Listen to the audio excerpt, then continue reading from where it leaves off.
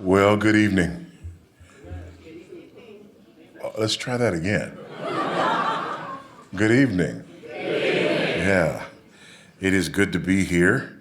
I always love an opportunity to come to Idaho, and this time my suitcase didn't love the opportunity to come to Idaho, so I would like to thank the Ross over at the mall for having one shirt that I could get to wear to come over here for this evening, and please pray that my luggage makes it. They say tonight at midnight, but they also said last night at midnight, and we'll see what happens with that. So, if you see me in this tomorrow at the conference, then you know. All right. Tonight, again, this lecture series is about worldview and about clashes of worldviews, and we're seeing massive clashes of worldview in our culture. And these clashes of worldview have become clearer and clearer around issues of masculinity, femininity, manhood, womanhood, and in the relationships between men and women. We're seeing clashes over what marriage is. We're seeing clashes over, ironically, what a man is and what a woman is.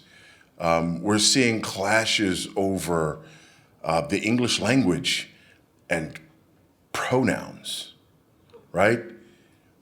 So all of these things are happening, and what I want us to do, I want us to look at this from a worldview perspective.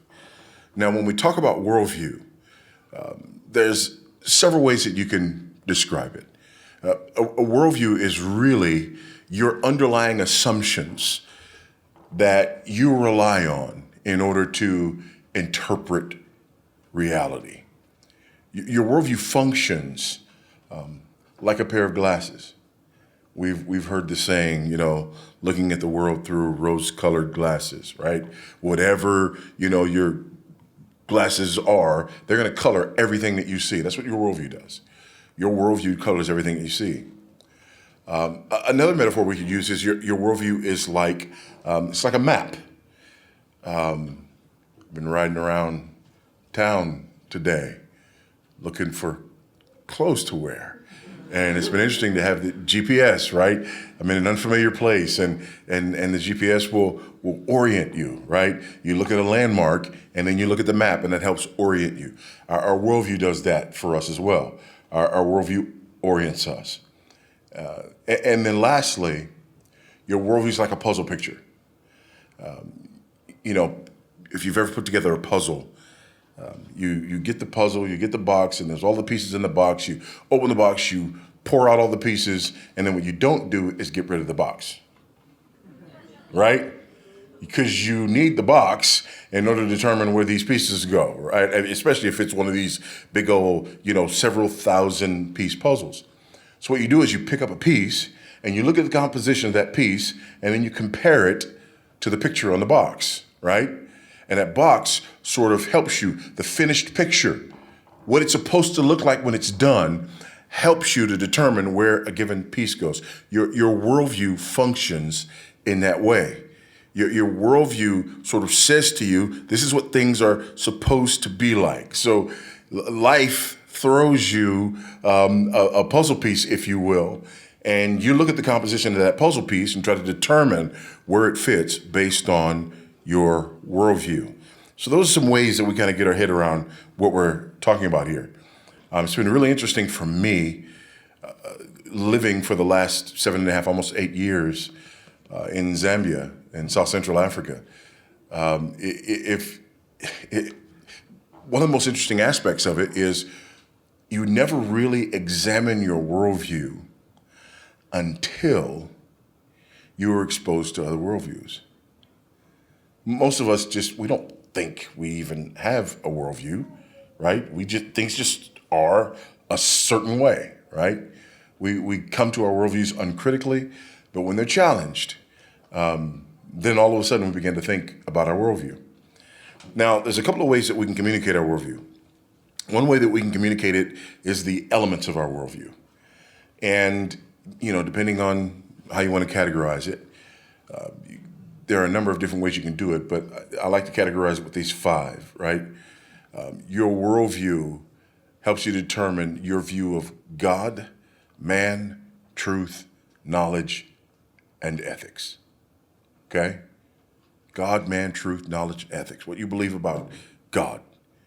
Is there a God? Is there not a God? What you believe about man. Where did man come from? What is man's purpose? What you believe about truth, right? Is truth absolute or is truth relative? What you believe about knowledge. How do we come to know things, right? And then what you believe about ethics. Again, these are the 5 main pillars, if you will, of a worldview. But tonight, what I want us to do is I want us to examine it from a different perspective. And that's from more of a meta-narrative perspective. Because another thing that your worldview does is it tells the story that explains the world. It tells a story that explains why the world is the way it is. And I want to do this by posing what I like to refer to as life's ultimate questions, and then look at a few different worldviews and the way that they answer those questions. Particularly, I want to look at how secular humanism answers those questions, how neo-Marxism answers those questions, and then how biblical Christianity would answer those questions. And I want to look at a particular biblical text here, Colossians chapter 1, in answering that and describing that. So my goal here is to help us understand where the differences lie, to help us understand why we can look at the same puzzle piece or the same map, but be seeing very different things. And that's what's going on, right?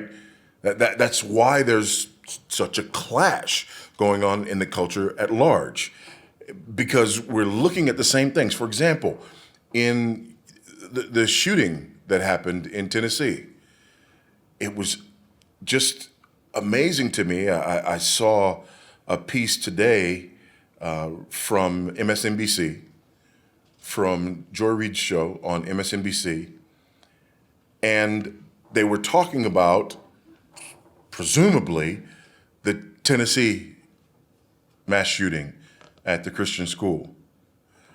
But the headline read, "Transgenders under siege in America." Yeah, just marinate on that for a minute. We're talking about these people, these 9-year-olds who were slaughtered at school. But when Joy Reid is discussing this issue, the headline is "Transgenders under siege in America." Okay? And by the way, under siege, that's combat talk, right? That's militaristic talk. It's mind-boggling, but this is a worldview issue.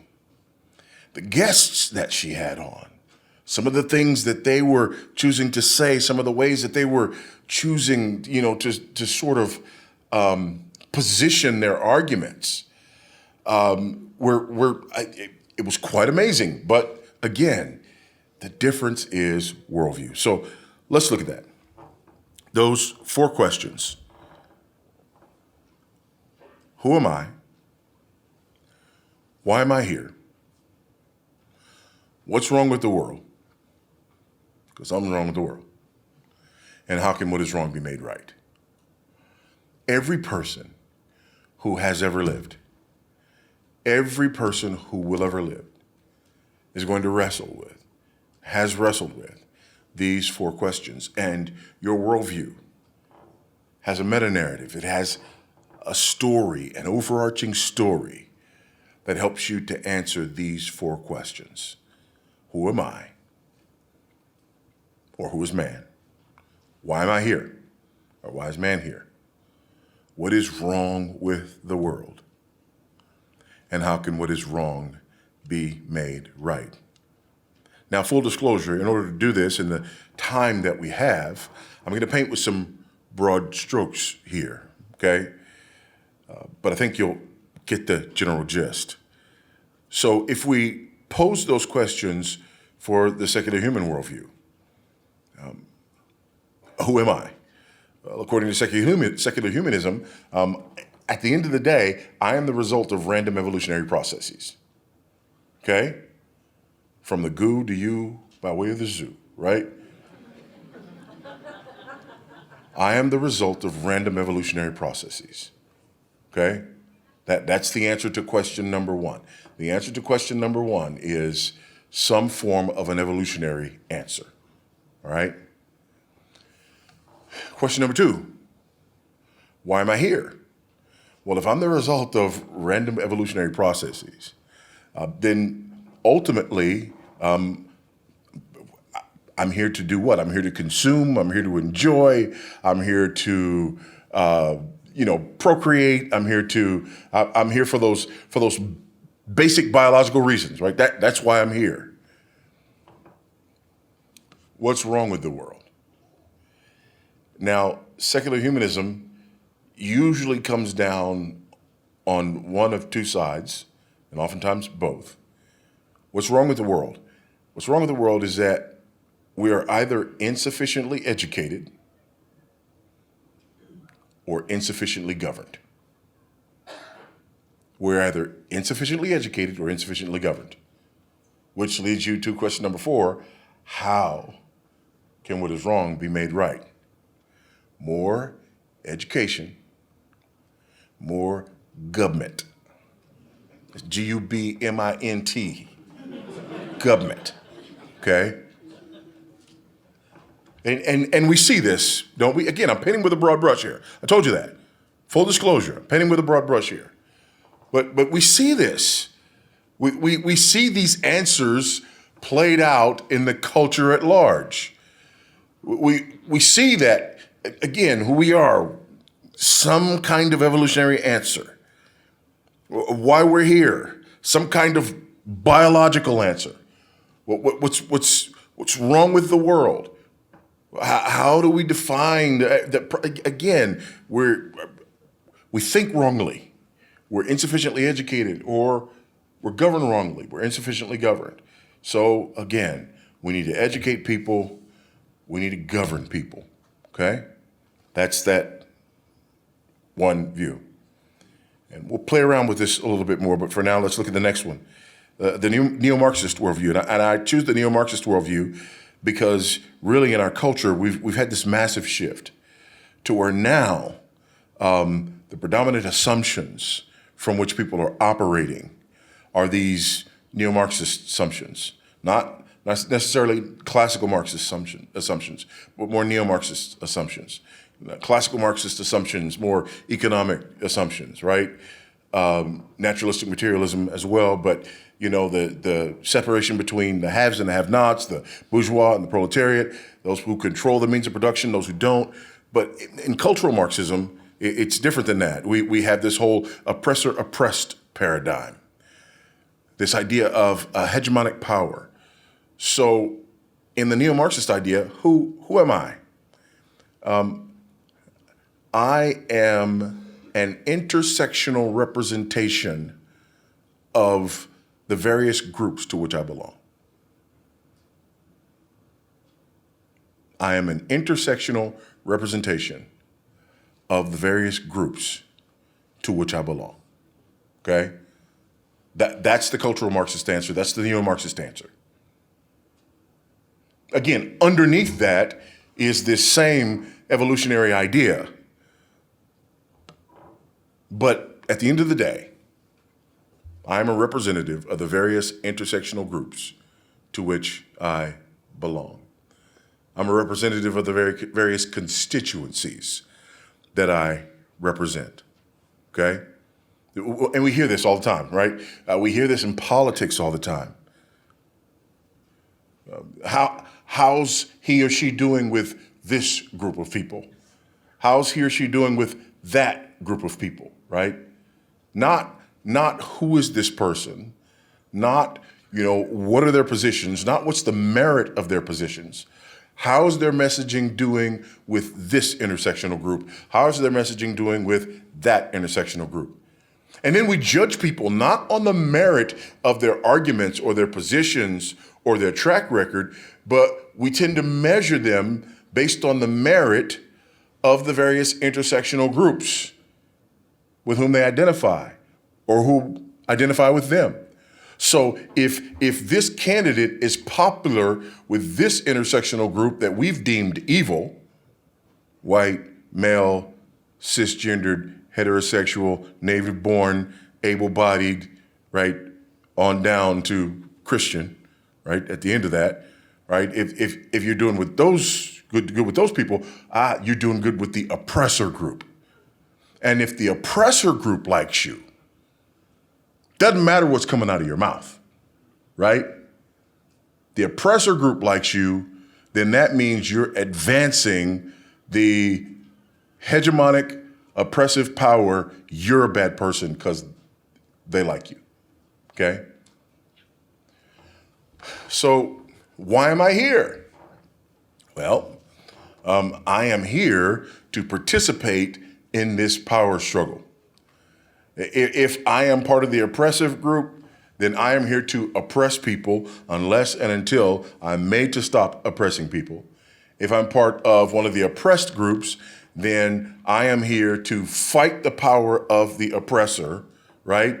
And to somehow get the oppressor to cede power by force if necessary, and it's always necessary.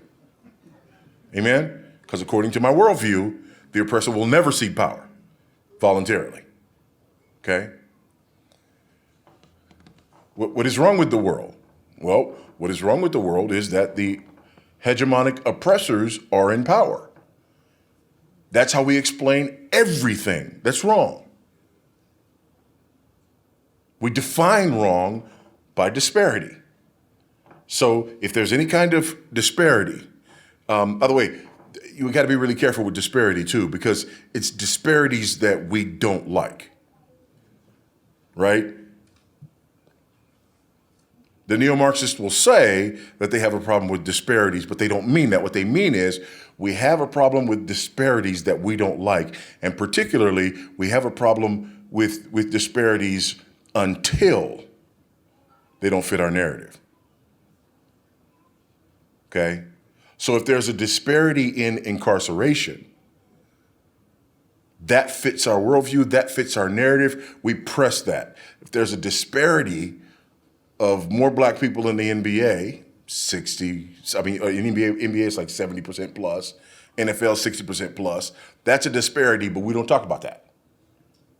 Those disparities are not evil. Other disparities are evil. If there's a disparity with, women in a particular career, STEM, that's oppression. That's oppression. More women in college than men, stop talking about that.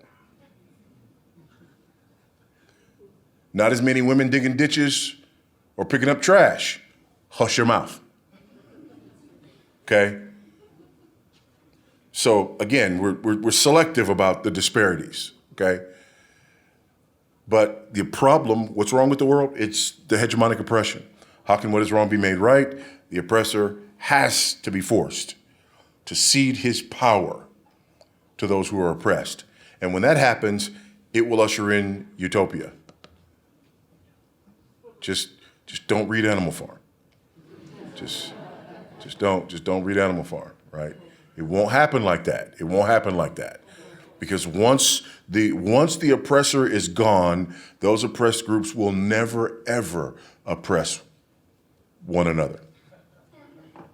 Okay, so those are those answers. Again, broad brush, but remember the questions. Who am I? Why am I here? What is wrong with the world? How can what is wrong be made right? But how does a biblical worldview answer these questions? That's the worldview that I'm here to represent. So that's what I really want to give my time to. For those of you who have a Bible, if you want to look on the Bible, if you got the Bible on your electronic device, like me, I have my Bible on my electronic device up here. It's in the book of Colossians. Colossians chapter number 1. Colossians chapter 1. Again, answer these questions. And as I answer these questions, here's what I want you to understand from me. I want you to understand why it is that this is the worldview that I've settled on. Why this is my answer. And I know you're probably like, well, you settle on that one because you were raised in that one. Well, actually, I wasn't. I was raised in South Central Los Angeles, California, by a single teenage Buddhist mother. I never heard the gospel till my freshman year in university. So this was not the worldview with which I was raised. Not by a long shot. Okay? Not by a long shot. All right? And we can talk about that a little bit more later, but for now, let's just get into that. I just want to get that out there. Okay? For anyone who's going to have a hard time hearing what I'm saying because of some assumptions that you're making about me and the various intersectional groups to which I may or may not belong. All right. First question, who am I? Look at verse 15, Colossians 1:15. He is the image of the invisible God, the firstborn of all creation. By the way, the he there is Christ. He is the image of the invisible God, the firstborn of all creation. For by him all things were created in heaven and on earth, visible and invisible, whether thrones or dominions or rulers or authorities. All things were created through him and for him. How does a biblical worldview answer that first question? Who am I? Here's the answer. I am the crowning glory of the creation of God. As a human being, I am the crowning glory of the creation of God. There's nothing else in creation like us. We are the crowning glory of the creation of God. Genesis chapter 1, beginning at verse 26. And here's our theme. Then God said, let us make man in our image and after our likeness, and let them have dominion over the fish of the sea, over the birds of the heavens, and over the livestock, and over all the earth, and over every creeping thing that creeps on the earth. So God created man in his own image. In the image of God, he created him. Male and female, he created them in the image of God. As God's image bearer, unlike anything else that God has created. Having inherent dignity, inherent worth, and inherent value as a direct result of being created in the image of God. Now listen, if you don't think this matters, then riddle me this, Batman. We can take it from something small to something large. We can take it to something small, like Johnny is bullying Susie in class. Johnny don't bully Susie. Why? Tell me, secular human worldview, why should not Johnny bully Susie? If Johnny and Susie are just the results of random evolutionary processes and they've gotten here because they were just better suited for survival than other organisms and entities, then the only thing that ought to matter is that Johnny's bigger and stronger than Susie, and Susie's got something he wants.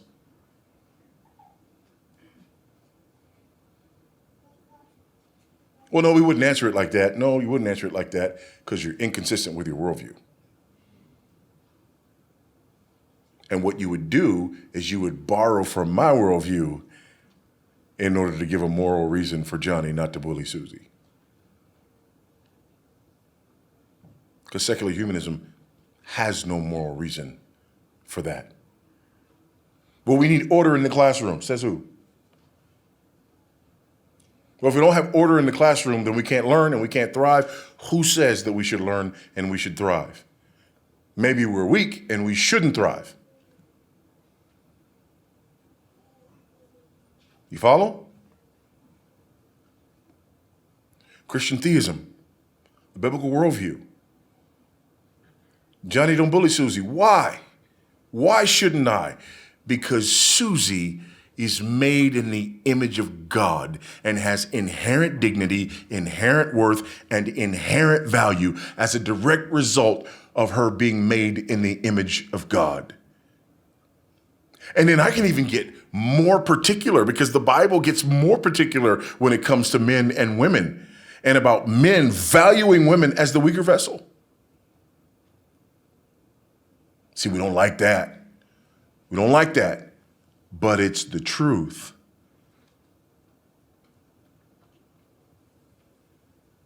It's the truth. And it's a glorious truth that calls upon men to protect and value and esteem and cherish women. You can call me whatever you want to call me. I'm not giving that up. Not for me, not for my sons, and certainly not for my daughters. I got 7 sons and 2 daughters. I'm not giving it up for near one of them, okay?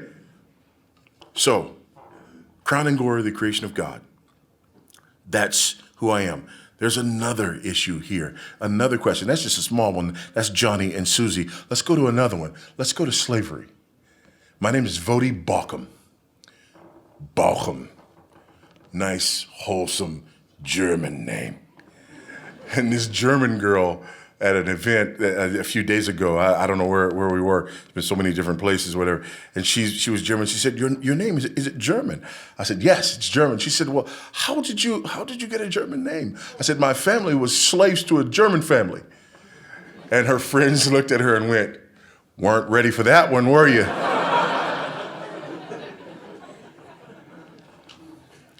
And then it was just one of those moments where the penny dropped, you know? She was like, yeah, I walked right into that, didn't I? I'm like, yeah, you know, we're good. Oh, we're good. We're good though, right? I've never been a slave. You never owned a slave. We're good, you know? Why, though? Why would slavery be wrong in an evolutionary worldview of any kind? Wouldn't it be the most right thing in the world in an evolutionary worldview? Especially a worldview that deemed certain people as less fit due to their avenue of evolution. Right? No. Christian theism says the crowning glory of the creation of God, made in the image of God with inherent dignity and inherent worth and inherent value as a direct result of being made by God in God's image.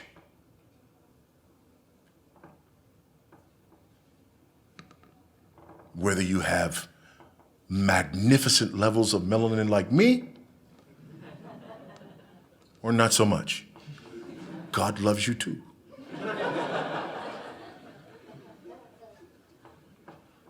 So that's the who am I question. What about the why am I here question? Verse 16, therefore, by him all things were created, in heaven, on earth, visible, invisible, whether thrones, dominions, rulers, authorities. All things were created through him and for him.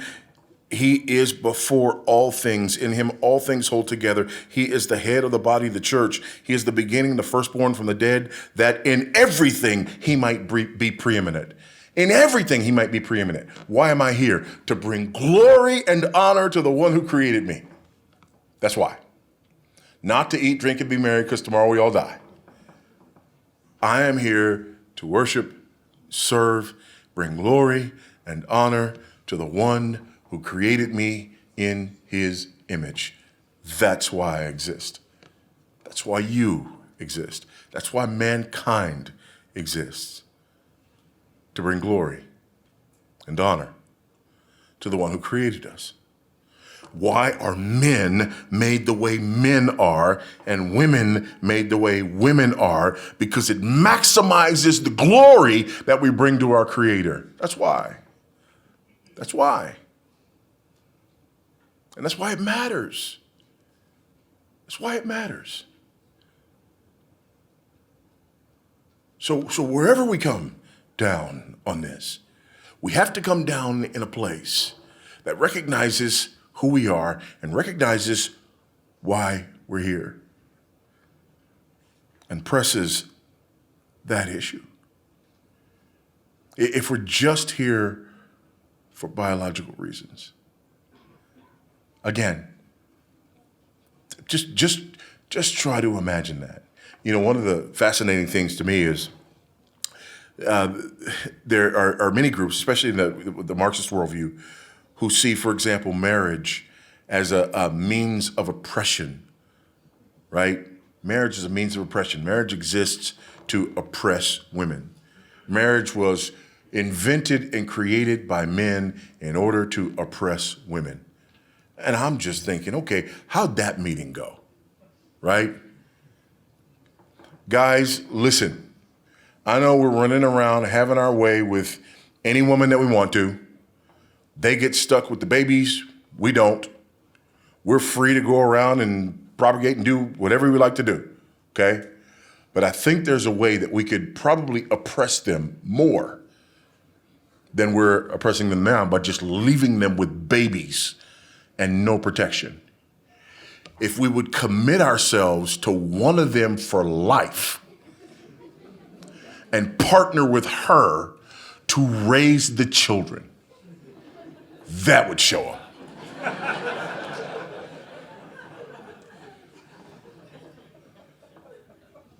That makes no sense at all. It's protection for women and for children. It's the exact opposite of what's claimed, right? We see the best outcomes for women and for children and for men. We see the best outcomes. All right.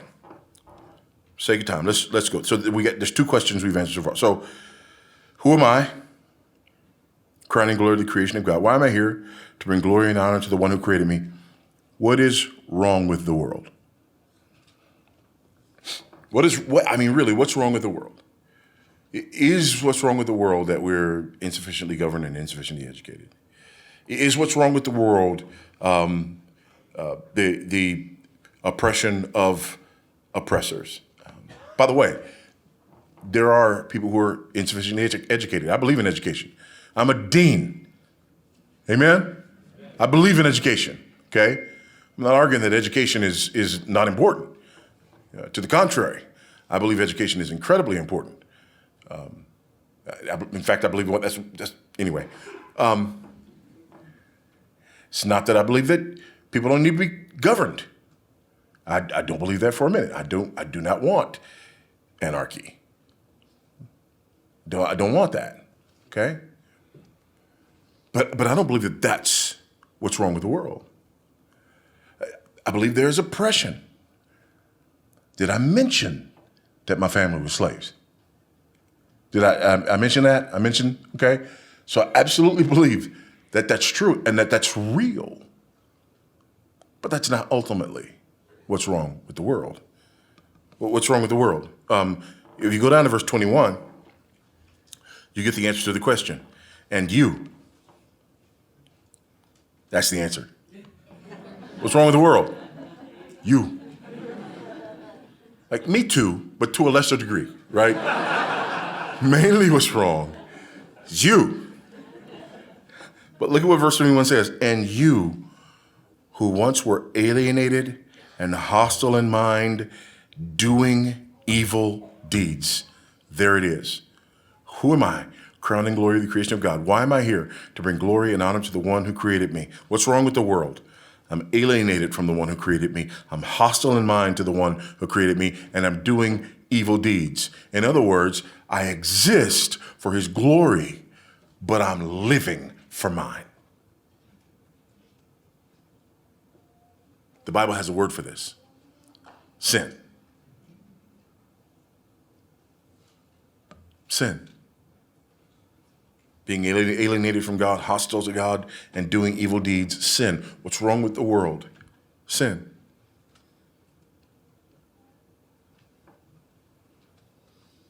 From the fall of Adam in the garden, that's what's wrong with the world. That's how our worldview answers this question. It says that men are sinners, that men are evil. Are there educational issues? Are there issues of, oppression? Are there issues? Yes, but at the end of the day, underneath all of that is wickedness in the heart of man. People are wicked. People are wicked. You don't walk into a school and slaughter 9-year-olds because you're insufficiently educated or because you're insufficiently governed. Yeah. Just one more law. One more law would have fixed that. No.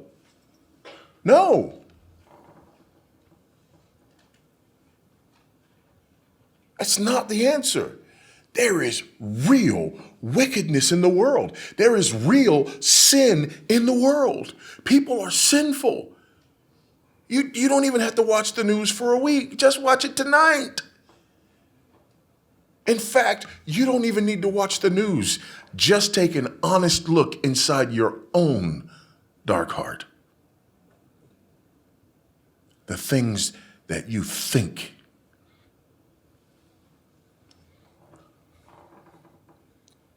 And I do. I've said this on a number of occasions, but I've had the privilege of being on college campuses and speaking on college campuses all around the country. And it never fails. Some first-year philosophy student, wants to talk to me about the question of theodicy. And they got to say theodicy, right? I'm like, philosophy student, right? Well, how did you know? Because if you weren't a philosophy student, you'd just ask me why a good God lets bad stuff happen. But you got to say theodicy so that I know that you're a philosophy student, like whatever, right? And if God is omnipotent and omnibenevolent, yeah, philosophy student. If God is all powerful and all good, continue. Then why would he allow tragedies like that to happen to innocent people?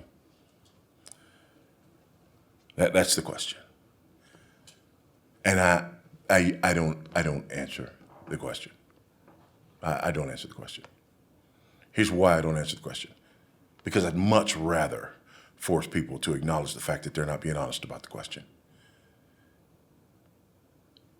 They're not asking it the right way. I'll answer the question if you ask it the right way. And here's how you ask the question the right way. If God is so good,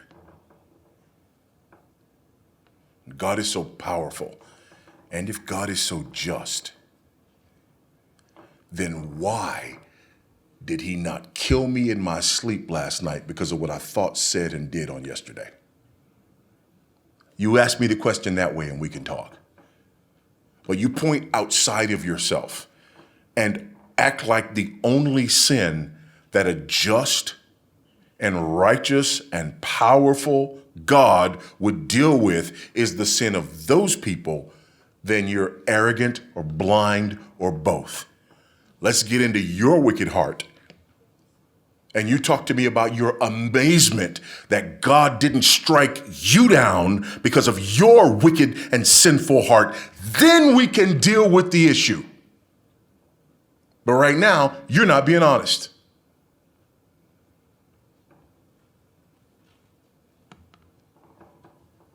We usually don't go further than that. Okay. What's wrong with the world? Sin. Wickedness. And we get this. One of the first phrases that we learn to say with conviction is, that's not fair. We know things ought to be fair. We know things need to be set right. We know that. So how can what is wrong be made right? Last question, right? Who am I? Crowning glory of the creation of God. Why am I here? To bring glory and honor to the one who created me. What's wrong with the world? You. Sin, right? But mainly you. How can what is wrong be made right? Verse 19. For in him all the fullness of God was pleased to dwell, and through him to reconcile to himself all things, whether on earth or in heaven, making peace by the blood of his cross. So here Paul is arguing that Christ is the Son of God, that he's the God-man, that he's God in the flesh, that the fullness of God dwelled in bodily form, and that in his body he reconciled men to God through the blood of his cross. Verse 21, again, and you who once were alienated and hostile in mind and doing evil deeds, he is now reconciled in his body of flesh by his death in order to present you holy and blameless and above reproach in him. Christ died for sin, once for all, the just for the unjust, so that he might bring us back to God. Isaiah puts it this way: all we like sheep had gone astray. Each of us had turned to his own way, but God hath laid upon him the iniquity of us all. It's an amazing thing that the perfect, spotless, sinless Lamb of God would live a perfect life so that he could obey where we could not, so that his righteousness could be imputed to us, and then die a death that he did not deserve, so that our sin could be punished in him. So that, as Paul says in Romans, God could be just because he pours out his wrath on sin, and the justifier of the one who places faith in Jesus.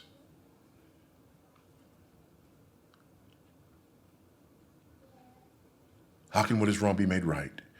Through the person and work of Jesus Christ. Through our sin being atoned for, and us being transformed and conformed to the image of God's righteous Son, Jesus. That's how Christian theism answers those four questions. Now, here's what's interesting. We hear that, and the response oftentimes is, well, okay, what about this? And that doesn't seem right. That doesn't seem fair. And you believe this about Jesus, and you believe that about Jesus. How can you believe this about Jesus? How can you believe that about Jesus? And those questions are fair questions. However, again, I want to sort of set the table for asking those questions. It's amazing that people hear me talk about Jesus being God in the flesh. They hear me talking about a triune God. They hear me talking about penal substitutionary atonement. And they're like, how can an intelligent person believe that? And they're an intelligent person who believes that nothing exploded and gave us everything.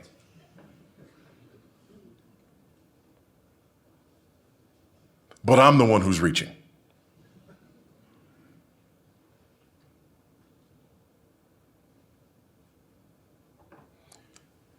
Here's the deal. Secular humanism as a worldview has been tried and found wanting. Classical Marxism, neo-Marxism, tried and found wanting. I believe Christian theism offers us not just superior answers to life's ultimate questions, but the only legitimate answers to life's ultimate question. And at the end of the day, the only answers to life's ultimate questions that leave us with any real hope. And that's what I want for us. And I think so many times, we have discussions about things like this, and we talk about, homosexuality and transgender and, same-sex marriage and, all of these issues surrounding sexuality. And we talk about, feminism and all these sorts of things. And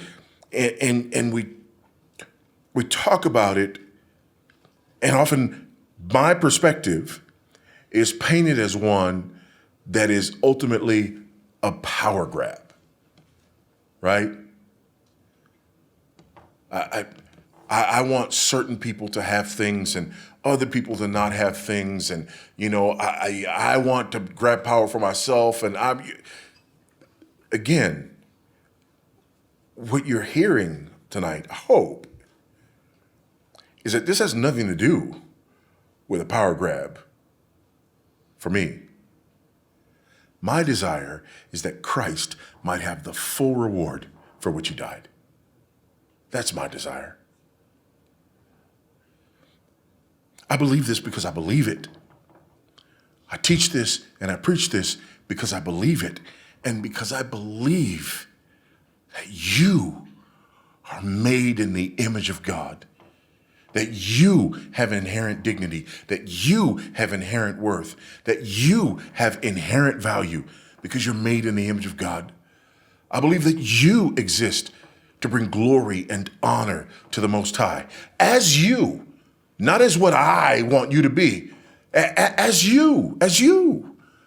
God created you to bring him glory and honor. What is wrong with the world is you don't do that. You try to define yourself, to please yourself, to worship yourself, to satisfy and gratify yourself with no thought for bringing glory and honor to the one who created you. But I believe there is an answer. And that answer is the redemption that is available in Christ to all who will repent and believe. Okay? So, there they are. I've gone a couple of minutes over the time that was allotted. I hope that's okay. Been riding around town all day trying to find a shirt. Y'all can give me 3 minutes, right? Okay, so we're gonna take our break, I think, and set up, and then we'll do our Q&A. All right, so the first question. God commands that we speak the truth in love. Yes. There is a war on truth and an attack on parental rights and the nuclear family. How can parents protect their children and stand up for the truth in love in a world undermining those trying to defend the innocent? I think the answer is in the question, right? We've been told to speak the truth in love. We've been told to speak the truth from that place of love. I think what we really need to be careful about is allowing the culture to define love. So here's what the culture does. The culture says, because they know that we've been told to speak the truth in love, right? They know that God is love. They get that. They get that we've been called and commanded to love. So what they do is they redefine love. And they redefine love as agreeing with me. Right? Love means you agree with me. So then, whenever we openly disagree, they can come back and say, aha, you're not being loving. That's not very Christian, right? So, no, we can't do that. I think what we need to do really is push back and start defining love for people, helping people understand what love is, right? God is love, and I love, there in 1 Corinthians 13, love does not rejoice in wrongdoing, right? Love does not rejoice in evil. Love does not rejoice in wrongdoing. So if there's wrongdoing, then the loving thing to do is to rebuke the wrongdoing, right? So I think we need to help people understand what love is. And I think we also need to understand the difference between, because sometimes people are not loving, right? Sometimes, let's just be honest, right? Sometimes people are jerks. I mean, sometimes they are. Sometimes they're ungodly in the way that they interact with people. And if that's the case, then that needs to be rebuked, right? But we need to understand the difference between us being out of line and somebody rebuking us because we're out of line, and somebody redefining love so that they can just off-balance us, right? And keep us from engaging openly and honestly in the argument. And most times, it's the latter and not the former. Thank you. Here's another question. I think it ties directly into what you were just saying there. How should Christians approach the topic of transgenderism with compassion? Can you ask a broader question? Yeah, we have to approach all topics with compassion. But I would say, again, that on this issue, we can't let people define compassion for us. So what's happened is that the culture has defined compassion as gender-affirming care, right? That's the standard. That's the standard in modern psychology. That's the standard in modern medicine, right? Gender-affirming care. Compassion means whatever the child, talking about children particularly, whatever the child says, that's what the child is. And we affirm that. That's the compassionate thing. Well, I reject that. That's not compassionate, especially in the midst of a culture where, let's just go and be honest, right? As grandma would say, tell the truth and shame the devil, right? We have a social contagion on our hands.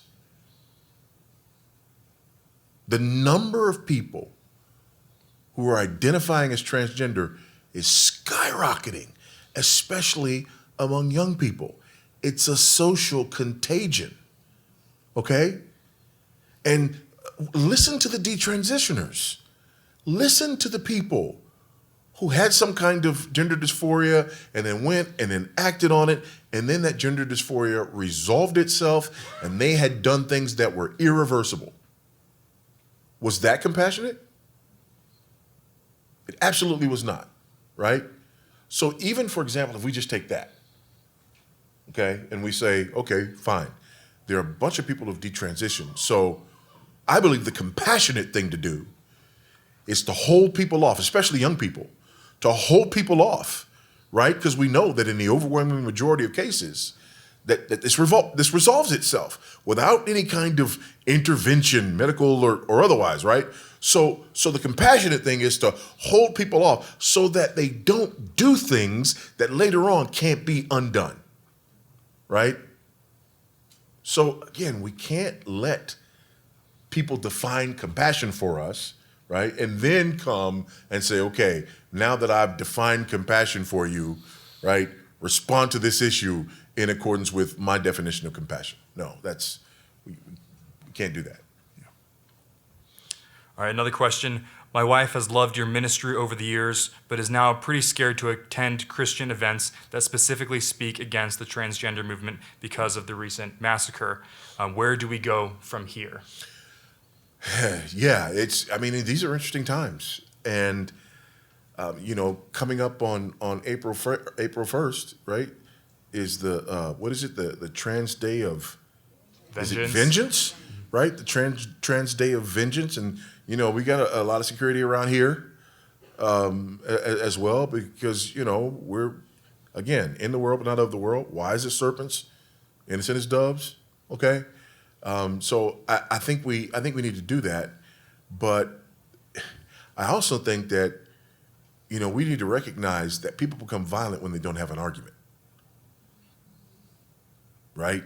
So the last thing that you want to do is to shut down the argument at that point. People become violent when they don't have an argument. People get angry and they become violent. They start cursing. They become, all of these unhinged things when they don't have an argument. And right now, that's what we're seeing. There's not an argument. I mean, listen, we're right here in Idaho, and we're in Washington. You guys know the name Rachel Dolezal, right? Rachel Dolezal was head of the NAACP in, was it Spokane, right? Head of the NAACP in Spokane. She was identifying as a black woman, right? White as the day is long, okay? And so when her parents came forward and when it was discovered that Rachel Dolezal was not white, then there was all this backlash. People were talking about cultural appropriations. You know, you can't do that. Here's the deal. We look at Rachel Dolezal and we say, no, you're a bad person. You're a white person. You don't know what it's like to be black, and it's wrong for you to say that you're black. If Rachel Dolezal today said that she was a man, she'd be up for Man of the Year. How is that not cultural appropriation? Because here's the deal. Rachel Dolezal is genetically closer to me as a black person than she is to me as a man. Do you see the inconsistency there? Right? It just, again, as we say in the South, that dog won't hunt. And we need to press that. We need to press that. People are being harmed right now. And we need to press that. And I think as people become, unhinged, and as people become violent and everything else, I think it becomes even more important that we press this issue. And especially when you see, like, who saw that special? It wasn't a special. It was just on MSNBC with, I just said her name. No. That was the special. But Joy Reid, when she had Jim Wallace and the transgender person on with her talking about the shooting and that heading. I just did a response, video today with the Cross Politic guys, and I hadn't seen it. And they were like, watch it, and then you tell us to stop it. And so they put it up. I stopped it before it even started because of the heading. Transgenders under siege in America. I'm like, wow. Talk about Orwellian, right? Slavery is freedom, right? This is a transgender person shoots up, a school, and the response to that is to get on TV and talk about transgenders under siege in America. So yeah, I mean, now's not the time for us to recoil. We don't have to be unwise, but it's not the time for us to recoil. And we don't walk in fear.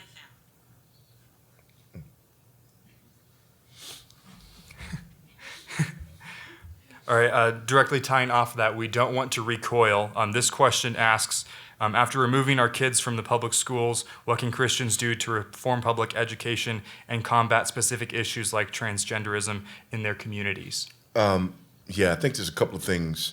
Number one, I think people are doing good work in that regard, right?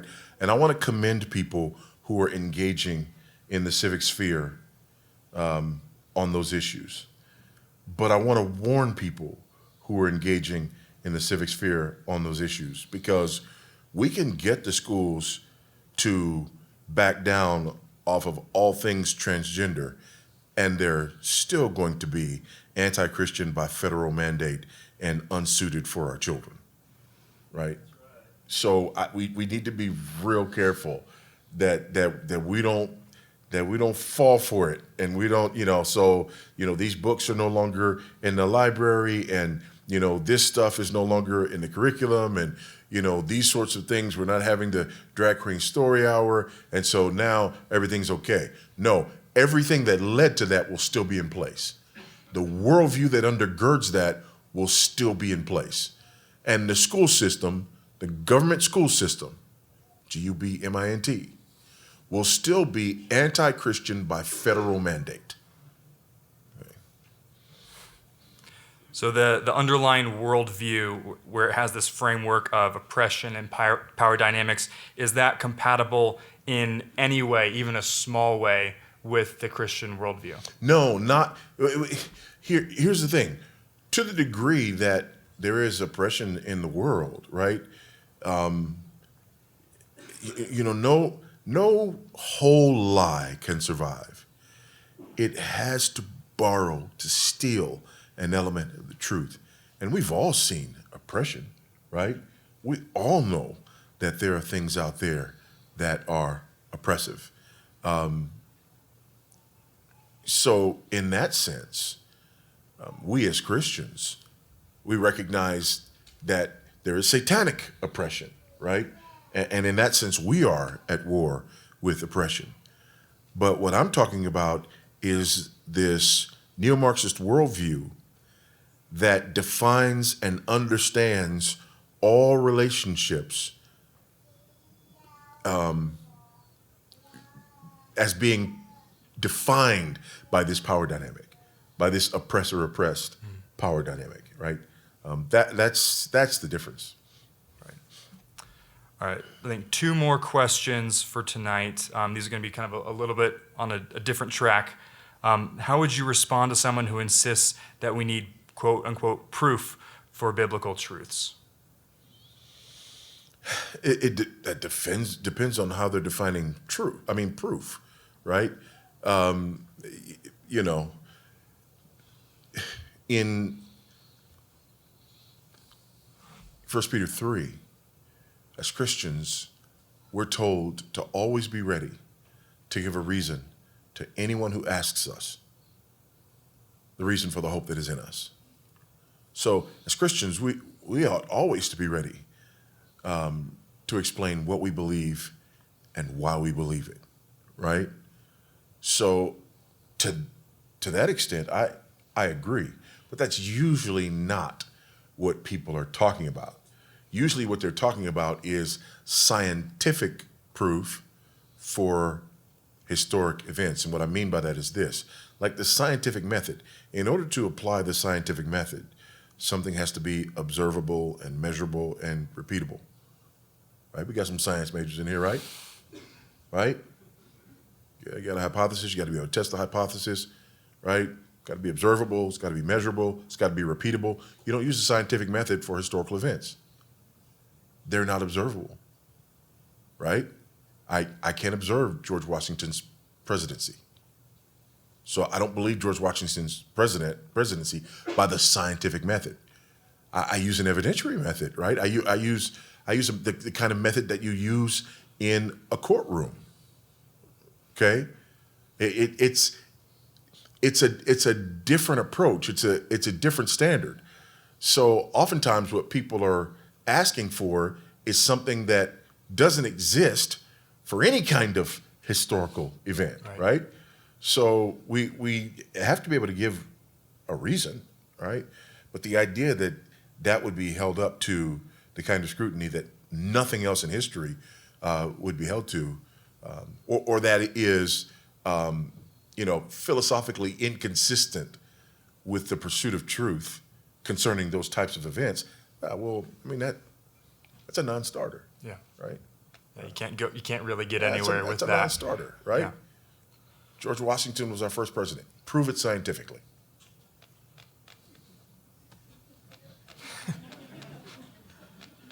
Right. All right. One final question. Also a objection brought against the Christian faith. How do you address those who disagree with the premise that people are sinners and believe that man is inherently good, but just makes mistakes and they do bad things, but inherently they're good? How do I address those people? Have kids. That's how I address those people. Have kids, right? And you'll have to teach your kids almost everything. Sin will come naturally. It's in there. It's in there, and it will come out. You don't have to teach it. You don't have to teach them how to lie, how to cheat, how to steal. You don't have to teach them how to hate. You don't. In fact, it's the other things. You have to teach them how to respect other people's property, right? You have to teach them how to tell the truth. You have to teach them how to, again, people who are saying that, they don't have kids. Yeah. You have to teach them why Billy shouldn't bully Susie. Yeah, exactly. Yeah. It's there. Then the other thing too, I think, is that when people hear, again, most people, when they think about Christianity, they have a caricature of Christianity in their mind. It's not the real thing. It's not what you find in Scripture. the husband-wife relationship, for example, right? They're not looking at Ephesians chapter 5. They can't be looking at Ephesians chapter 5 and you know, talking this feminist nonsense of marriage as oppression and yada, yada, yada, right? The same thing when it comes to sin. They have this caricature which sees sin as the most egregious things that people can ever do or have ever done, right? And so you got, you know, Hitler's a sinner, you know, Genghis Khan is a sinner, right? Yeah, so, you know, to be a sinner, you have to be this notorious, world-class, written in the history books sinner. And so when they use that as their definition of sin, then they come back and they say, you know, people are not that. And I'm going to say, first of all, okay, I'll give you that. Most people are not that. But second of all, I would say all people have what it takes to become that. All people have in them what it takes to become that. And it is only the grace of God that keeps us from being as sinful as we could be. And the only thing I need to do to prove that is to tell you to take an honest assessment of some of the stuff that runs through your head when people do stuff you don't like. Some of the things you visualize when you're driving. If you can't say amen, you ought to say ouch, right? It's in there.